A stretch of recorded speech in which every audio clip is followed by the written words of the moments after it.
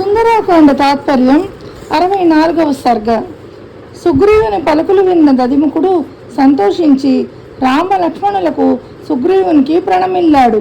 వానరరాజైన సుగ్రీవునకు మహాబలశాలురైన ఆ రామ లక్ష్మణులకు నమస్కరించిన పిదప ఆ దదిముఖుడు సూర్యులైన తన అనుచరులతో ఆకాశంలోకి ఎగిరాడు.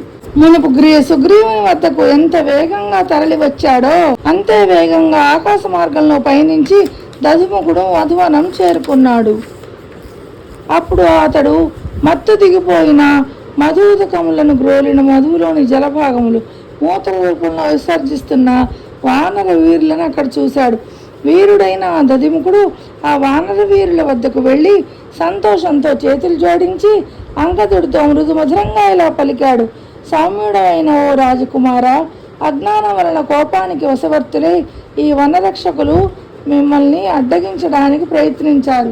వారి అనాలోచిత చర్యకు దయచేసి కోపించకండి. నువ్వు యువరాజువు, ఈ వనానికి అధిపతివి.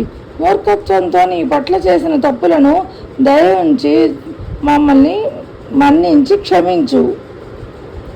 దోషరహితుడైన ఓ అంగద, నేను వెళ్ళి మీ పినతండ్రి అయిన సుగ్రీవునకు వానరులందరికీ తిరిగి వచ్చి సమాచారం తెలియచేశాను. ఈ వీరులైన వానరులతో కలిసి నువ్వు తిరిగి వచ్చావని తెలిసి ఆయన చాలా సంతోషించారు. కనుక మధువనం ధ్వంసం అవ్వడం పట్ల ఆయనకు కించిత్తు కూడా కోపగించుకోలేదు. నీ పినతండ్రి వానరరాజు అయిన సుగ్రీవుడు ఆనంద పారవస్యంలో మిమ్మల్ని అందరినీ తక్షణమే తన వద్దకు పంపించమని నాకు ఆదేశం ఇచ్చాడు. ప్రసన్నత ఉట్టిపడే దదిముఖుని పలుకులు విని ఆదేశాలను అవగతం చేసుకోవడంలో కుశలుడైన అంగదుడు తన అనుచరులతో ఇలా చెప్పాడు.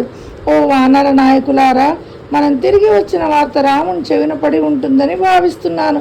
ఓ విజేతలైన యోధులారా, అనవసరమైన వినోదాలలో పాల్గొని కాలయాపన చేయడం సబబు కాదు. ఓ వానరులారా, అందరూ తనివి తీరా మధు గ్రోలి తగినంత విశ్రాంతి పొందారు. ఇక ఇక్కడ మనకు ఏం పని?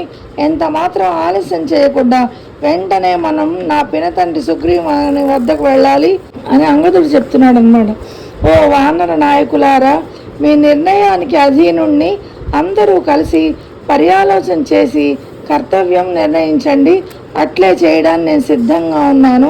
దుస్సాధ్యమైన కార్యంలో విజయులైన మిమ్మల్ని ఆదేశించడం నాకు భావ్యం కాదు. నేను యువరాజునే అయినప్పటికీ మిమ్మల్ని శాసించే హక్కు నాకు లేదని భావిస్తున్నాను. అంగదుడు నమ్రతతో పలికిన మాటలు విని వానరులందరూ సంతోషించి ఇలా బదులిచ్చారు. వానర శ్రేష్ఠుడైన ఓ యువరాజా, ప్రభు అయిన వాడు నువ్వు తప్ప ఎవరు ఇలా వినమ్రతతో మాట్లాడతారు? సామాన్యంగా ఐశ్వర్యమత్తతలో అహంకరించే ఉంటారు కదా. ఇంత వినయంగా మాట్లాడటం నీకే చెల్లుతుంది. మరొకరెవరూ ఇలా మాట్లాడలేరు. నీ వినమ్రత భవిష్యత్తులో నీకు చేకూరబోయే అభ్యుదయాన్ని సూచిస్తోంది. గొప్ప కార్యనిర్వాహక సమర్థత గల వానరరాజైన సుగ్రీవుని సన్నిధికి వెళ్ళడానికి మేమందరం నీ ఆదేశం నిమిత్తం వేచి ఉన్నాం.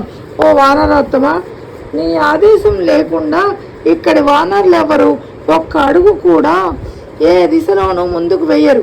ఇది ముమ్మాటికి సత్యం. వానరులు అలా పలుకగానే అంగదుడు వెంటనే బయలుదేరమని వారితో చెప్పాడు. తక్షణమే మహాబలవంతులైన వానరులందరూ ఒక్కుమ్మడిగా ఆకాశంలోకి ఎగిరారు.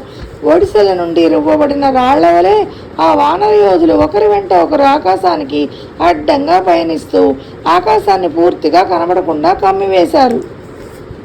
అత్యంత వేగంగా ఆకాశంలో పయనిస్తున్న వానరుల కదలిక వలన జనించిన గొప్ప ధ్వని మేఘాల కదలిక వల్ల ఏర్పడే ఉరుము వంటి ధ్వనిని పోలి ఉన్నది.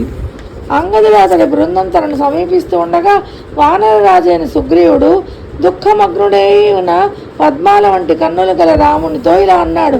ఓ రామా, దుఃఖం నుంచి తేరుకో. శుభ గడియలు ఆసన్నమయ్యాయి. సీతాదేవి కనిపించింది. దాంట్లో ఎటువంటి సందేహము లేదు. అలా కాకుంటే తిరిగి రావటానికి వారికి విధించిన కాలగడువు ససేమిరా మీరు ఉండేవారు కాదు. మహాబాహువు, వానర శ్రేష్ఠుడు, యువరాజు అయిన అంగదుడు కార్య సాఫల్యత వనగూరకుంటే నా వద్దకు అసలు రానే రాడు. ఒకవేళ వానరులు కార్యసాధనలో విఫలురై తిరిగి వచ్చి ఉండే పక్షంలో అంగదుడు దీనవదనుడై భ్రాంతిచే కలత చెందినవాడే ఉండేవాడు.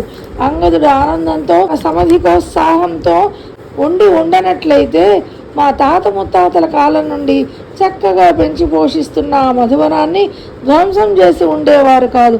కౌసల్యాదేవికి ఆనందం చేకూర్చే నియమనిష్టలు పాటించే ఓ రామ, ఊరడిల్లు. హనుమంతుడు తప్పక సీతాదేవి జాడను కనుగొని ఉంటాడు. అందులో ఎలాంటి సందేహము లేదు.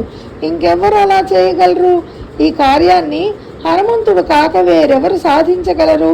ప్రజ్ఞాశాలివైన ఓ రామ, సూర్యునిలో తేజస్సు కొలువు తీరినట్లు హనుమంతునిలో కార్యదక్షత, వివేకము, నిరంతర ప్రయత్నము, పరాక్రమము అనే లక్షణాలు పుష్కలంగా వెల్లివిరిసి ఉన్నాయి. జాంబవంతుని నేతృత్వం, గొప్ప బలశాలి అయిన అంగదుని సేనా నాయకత్వం, హనుమంతుని నిర్దేశకత్వం వహించిన కార్యం ఏదైనా తప్పక సిద్ధిస్తుందే కానీ మరోలా జరగడం అసంభవం. కాబట్టి పరాక్రమానికి మారుపేరైన ఓ రామ, ఇక నువ్వు చింతించనక్కర్లేదు.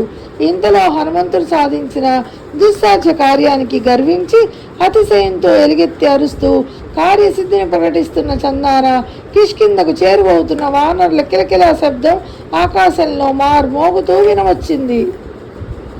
వానరులు చేస్తున్న కోలాహలం విని వానర శ్రేష్ఠుడైన సుగ్రీవుడు పరమానందంతో తన తోకను వీపు మీద నిటారుగా నిలబెట్టాడు. వానరోత్తములైన అంగదుడు, హనుమంతుడు ముందుండగా రాముని దర్శించాలనే ఆతురతతో ఉన్న వానర వీరులు నేల మీద దిగారు. అంగదాది మహావానర వీరులు ఆనంద పారవస్యంతో తేలిపోతూ ఆకాశం నుండి సుగ్రీవుని, శ్రీరాముని ముందు దిగారు. వెంటనే గొప్ప భుజస్కంధములు గల హనుమంతుడు రామునికి శిరసా ప్రణామం చేసి పాతివ్రత్య నియమాన్ని రక్షించుకుంటూ సీతాదేవి క్షేమంగా ఉంది అని తెలిపాడు. హనుమంతుని నోట జాలువారిన సీతాదేవి కనిపించింది అనే అమృతం లాంటి మాట విని రామలక్ష్మణులు ఆనందభరితులయ్యారు. మొదటి నుండి హనుమంతుడే కార్యాన్ని సాధించి ఉంటాడని గట్టి నమ్మకం వ్యక్తం చేసిన సుగ్రీవుని లక్ష్మణుడు గౌరవాదరాలతో చూశాడు. అంటే సుగ్రీవుడు చెప్పాట హనుమంతుడు సాధించుకొని వచ్చి ఉంటాడు అని.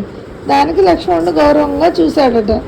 అప్పుడు శత్రువీర సంహారకుడైన రాముడు మేరమీరిన ఆనందంలో ఓడలాడుతూ అత్యంత ఆదరభావంతో హనుమంతుడిని సాదరంగా చూశాడు. శ్రీమద్ వాల్మీకి రామాయణమున సుందరకాండలోని 64వ సర్గ తాత్పర్యం సమాప్తం. Hi friends, welcome to Radha's all in one. Please like, share and subscribe my channel. Comment also please. Thank you for watching.